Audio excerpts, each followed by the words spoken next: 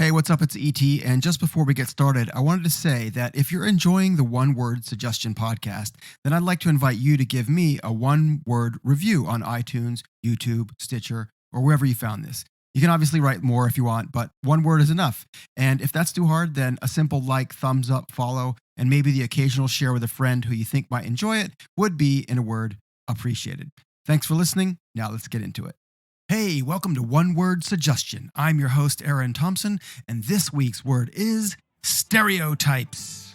For inspiration, can I please get a one-word suggestion? One word suggestion. One word suggestion. One word suggestion. Welcome to the podcast. For those of you who don't already know, every week I take one word suggested by you and use it as a leaping off point to explore the benefits of improv as they relate to life on and off the stage. This week's word, stereotypes, was suggested by Maria. Okay, so I might get some pushback for this, but I'm going to say that the reason stereotypes exist and persist is because they are based in some amount of truth. But that doesn't make it necessarily okay to reinforce them, whether they apply to you or not. As far as improv goes, performers often find themselves relying on stereotypes and assumptions surrounding gender that are commonly portrayed in the media.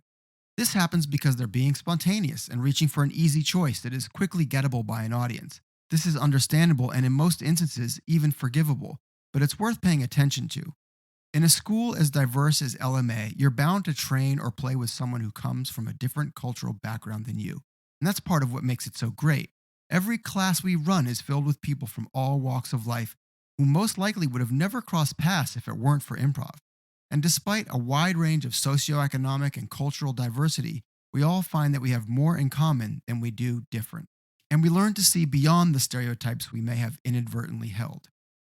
On Mike's Secret Improv blog, he writes, "Improv is about saying yes and accepting offers. It's a place where all people are accepted and tolerance is practiced. But sometimes racial, cultural, and gender stereotypes and cheap jokes at the expense of those with less privilege get rewarded.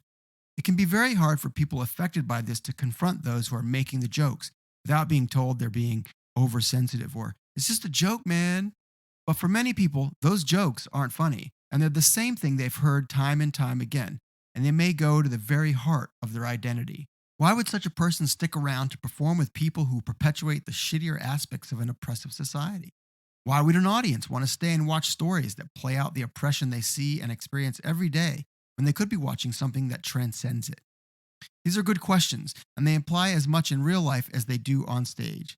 So my advice is, don't put people into boxes and avoid making general assumptions about an individual with little or no personal knowledge about them. Try and look beyond race, gender, age, marital status, and family responsibilities. Focusing on differences like these is often the root cause of stereotyping and may result in tension on stage and in the workplace, where it can be particularly harmful and hamper your ability to work well with others. Not to mention, put you in a position to miss everything that makes someone the beautiful person they are. Remember, a powerful CEO can be or be played on stage by anyone. A straight white man, a gay Latina woman, a young African American transgender woman. The possibilities are endless. So I encourage you to make more unconventional choices. And if you find yourself reaching for a stereotype, try at least to give it a fresh take. For example, what's more memorable? A cop with a dozen donuts or a cop with a dozen kale smoothies? Just do me a favor. If you're a man playing a woman, try not to be a mom. And if you're a woman playing a woman, try not to be a mom. And if you don't know what I'm talking about, you need to see more improv shows. So that's my take on stereotypes. Thanks for the great suggestion, Maria. If you want to suggest a word for next week or add your perspective, drop me a note in the comments or write a review and share your word there. I'm making one of these every week for a year, so please do subscribe, like, share, and all that stuff.